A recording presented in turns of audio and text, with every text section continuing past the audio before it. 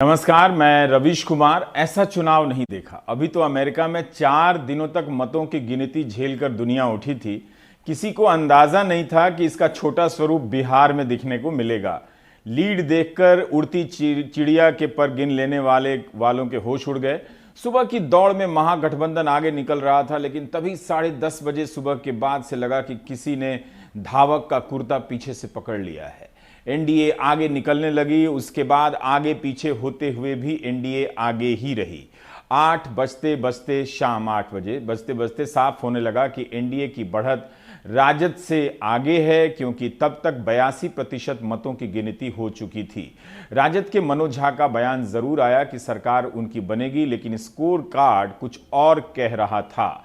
ताजा स्थिति यह है कि एनडीए को लगभग 125 सीटें मिल रही हैं, जबकि महागठबंधन को 111। कुछ देर पहले एनडीए ने बढ़त बना ली, जबकि उससे पहले अंतर काफी कम हो गया था।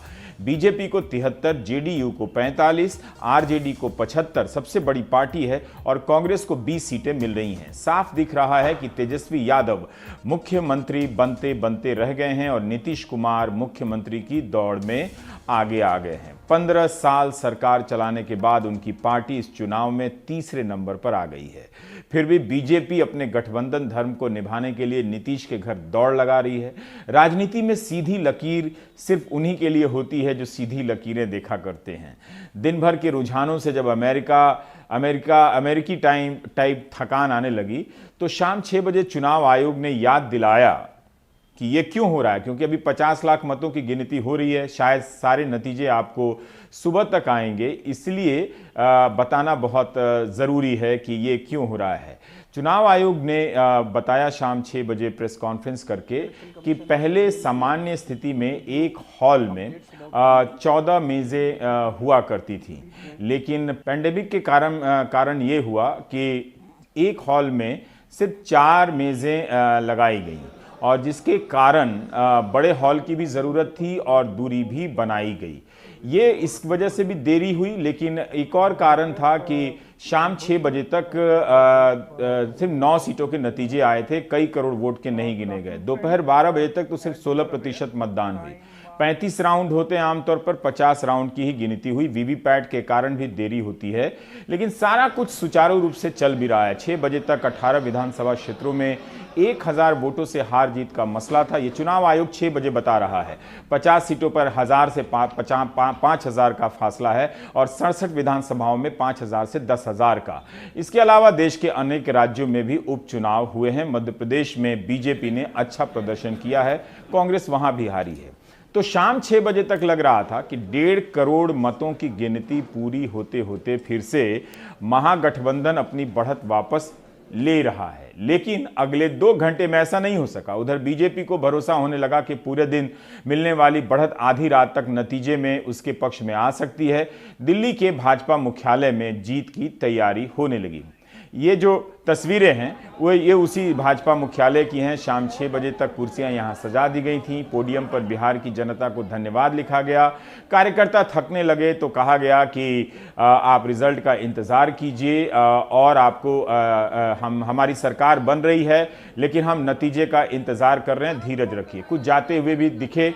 उधर पटना से मनीष कुमार ने खबर दी कि सुशील मोदी और भूपेंद्र यादव ने नीतीश कुमार से मुलाकात की है, और उससे पहले नीतीश कुमार से अमित शाह ने भी बात की है। उधर सुबह कैलाश विजयवर्गीय ने कह दिया था कि अभी तक तो नीतीश मुख्यमंत्री हैं, लेकिन शाम को पता नहीं।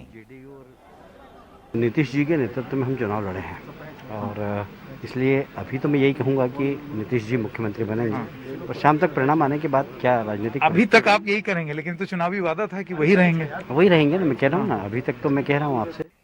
इंतजार का फल मीठा होता है, इसलिए बीजेपी इंतजार कर रही है। इस चुनाव में उसने बहुत सब्र भी किया है। 2020 के बिहार चुनाव में तेजस्वी यादव की जीत की बात कही जा रही थी, लेकिन इस चुनाव में जीत का सेहरा बीजेपी के सर बनता दिख रहा है।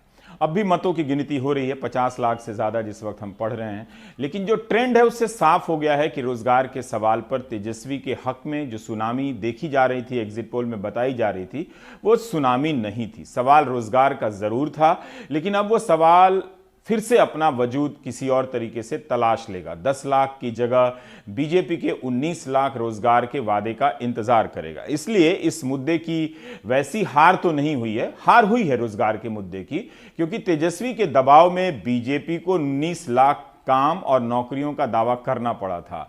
19 लाख रोजगार का दावा नीतीश कुमार ने नहीं कहा था। 4 लाख नौकरी की बात नीतीश कुमार ने भी नहीं कही थी। क्या अब भी कोई कारण है कि तेजस्वी की सरकार बनेगी? यह सिर्फ विश्वास का आधार है राजद के लिए, या राजद के नेताओं को वाकई ऐसा कुछ दिख रहा है? इस बीच आरजेडी नेता मनोज झा ने दिन में तीसरी बार पार्टी कार्यालय से वो बाहर आए और साफ साफ आरोप लगाया कि कई जगहों पर चुनाव अधिकारियों द्वारा दबाव बनाया जा रहा है। जहां आरजेडी और उसकी सहयोगी पार्टियां कम अंतर से जीत रही हैं, वहां दोबारा काउंटिंग कराई जा रही है। उन्होंने कहा कि जहां हम दोबारा काउंटिंग की मांग कर रहे हैं, वहां काउंटिंग नहीं कराई जा रही है। कई सीटों पर हमारी जीत के बावजूद, और उन्होंने 119 सीटों का सर्टिफिकेट की नाम के साथ सूची ट्वीट की है कि सर्टिफिकेट नहीं दी जा रही है।